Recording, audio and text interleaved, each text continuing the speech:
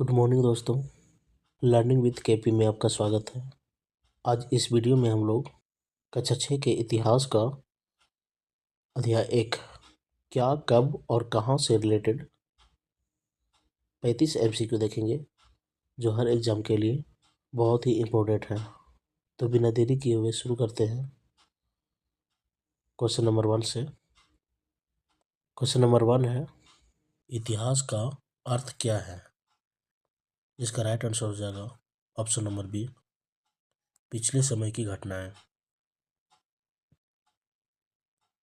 बढ़ते हैं अगले क्वेश्चन की ओर। अगला क्वेश्चन है, प्राचीन मनुष्य मुख्यतः कहाँ बसते थे? तो प्राचीन मनुष्य नदियों के किनारे बसते थे। ऑप्शन नंबर सी सही हो जाएगा। बढ़ते हैं अगले क्वेश्चन की ओर। हड़प्पा सभ्यता किस नदी के क्षेत्र में विकसित हुई थी? तो हड़प्पा सभ्यता जो थी वह सिंधु नदी के क्षेत्र में विकसित हुई थी। ऑप्शन नंबर सी सही हो जाएगा।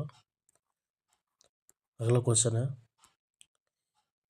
पुरातात्विद किसका अध्ययन करते हैं? तो पुरातात्विद पुराने अवशेषों का अध्ययन करते हैं। ऑप्शन नंबर बी सही हो जाएगा। अगला क्वेश्चन है, पांडुलिपि किस पर लिखी जाती थी? तो पांडुलिपि जो था वह ताड़पत्र या भोजपत्र पर लिखा जाता था। ऑप्शन नंबर सी सही हो जाएगा। बढ़ते हैं अगले क्वेश्चन की ओर। अगला क्वेश्चन है, अतीत की तारीखें जानने के लिए कौन सी चीजें महत्वपूर्ण है? तो इसका राइट आंसर हो जाएगा ऑप्शन नंबर सी, तिथि लेख यानी इंस्क्रिप्शन। बढ़ते हैं अगले क्वेश्चन की ओर। अगला क्वेश्चन है, इतिहास शब्द किस भाषा से लिया गया है? तो इतिहास शब्द संस्कृत भाषा से लिया गया है। ऑप्शन नंबर बी सही हो जाएगा। अगला क्वेश्चन है,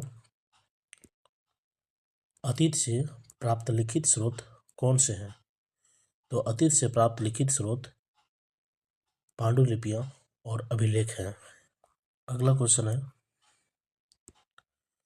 भारत का नाम भारतवर्ष किसके नाम पर पड़ा?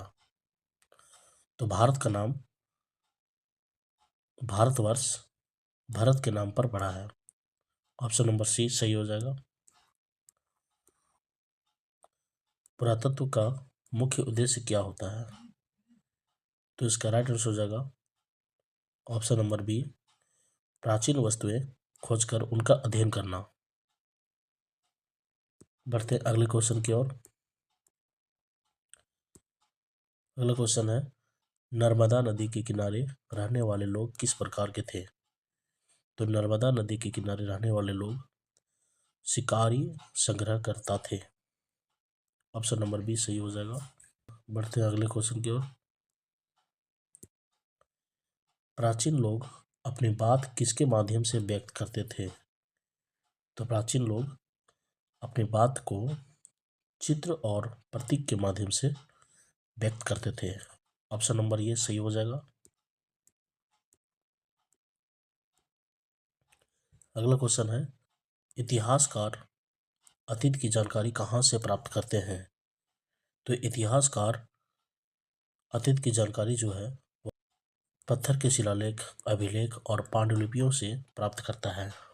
बढ़ते हैं अगले क्वेश्चन की ओर। अगला क्वेश्चन है, शिकारी संग्रहकर्ताओं का मुख्य भोजन क्या था? तो इसका राइट आंसर हो जाएगा ऑप्शन नंबर सी, जंगली फल और पशु। बढ़ते हैं अगले क्वेश्चन की ओर। अभिलेख किस पर लिखे होते थे?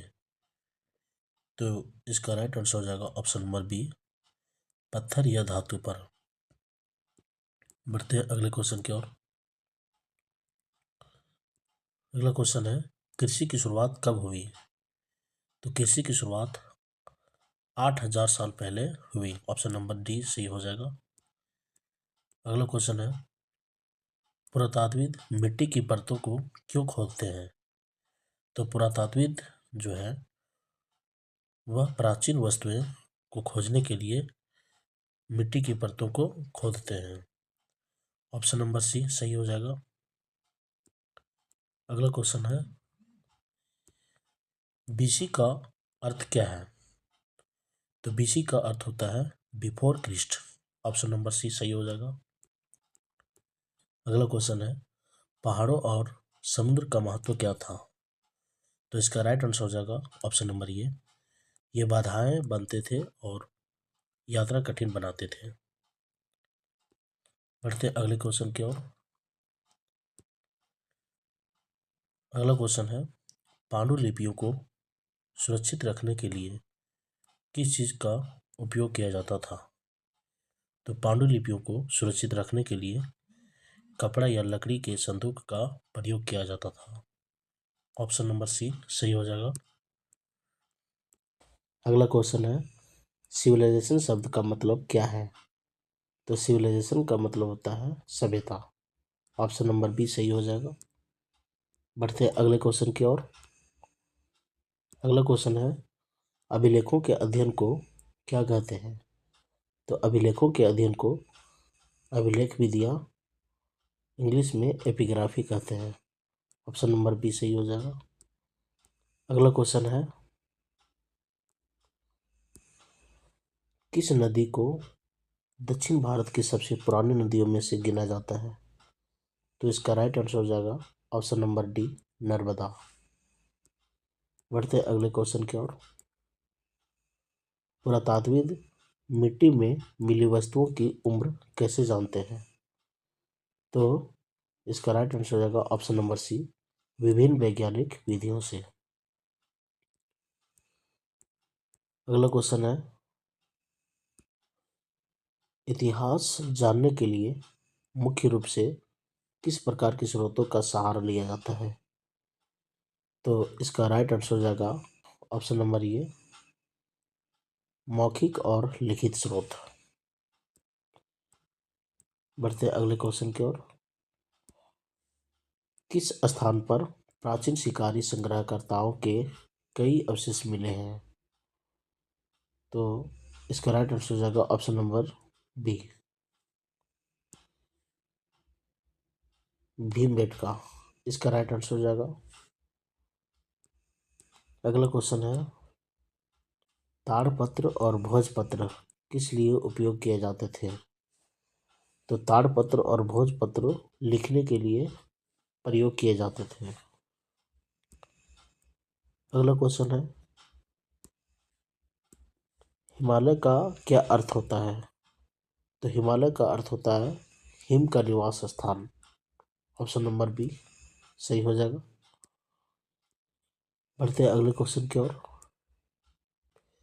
कौन सी सभ्यता सिंधु घाटी सभ्यता कहलाती है? तो हड़प्पा सभ्यता सिंधु घाटी सभ्यता कहलाती है। ऑप्शन नंबर सी सही हो जाएगा। बढ़ते हैं अगले क्वेश्चन की ओर। क्वेश्चन है, अभिलेखों को लिखने के लिए किस साधन का उपयोग किया जाता था? तो अभिलेखों को लिखने के लिए लोहे या धातु की नुकीली छड़ का प्रयोग किया जाता था। ऑप्शन नंबर बी सही हो जाएगा। अगला क्वेश्चन है, कृषक सबसे पहले किस क्षेत्र में बसना पसंद करते थे? तो कृषक सबसे पहले नदी घाटियों में बसना पसंद करते थे। ऑप्शन नंबर सी सही हो जाएगा।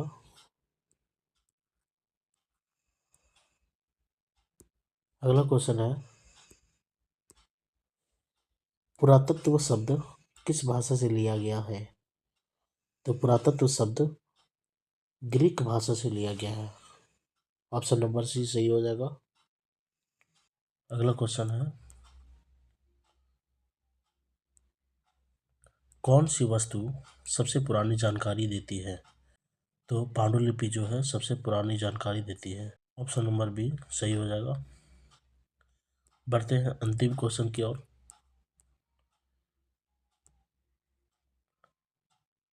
कृषि का विकास कहाँ हुआ था? तो कृषि का विकास नदी घाटियों में हुआ था। इसका राइट आंसर हो जाएगा ऑप्शन नंबर सी। दोस्तों, वीडियो अच्छा लगा होगा तो लाइक एंड सब्सक्राइब करें। Thank you.